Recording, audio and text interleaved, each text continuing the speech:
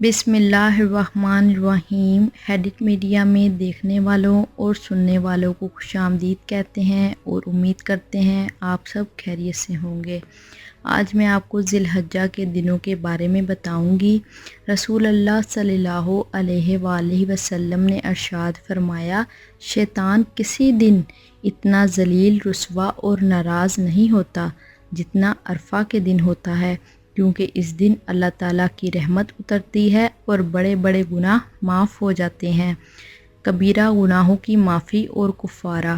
نبی اکرم صلی اللہ علیہ وآلہ وسلم نے فرمایا، تمہارا جمرات کو کنکریاں مارنا تمہارے ہر کنکری مارنے کے بدلے ایک ہلاک کرنے والے کبیرہ گناہ کی معافی اور کفارہ ہو جاتا ہے۔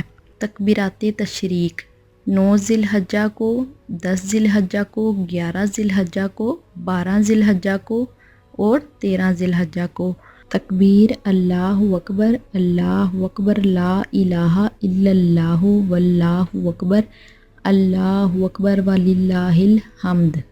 9 ذی الحجہ بروز منگل نماز فجر سے 13 ذی الحجہ بروز ہفتہ بعد نماز عصر تک ہر فرض نماز کے بعد تکبیر تشریق ایک مرتبہ پڑھنا واجب ہے۔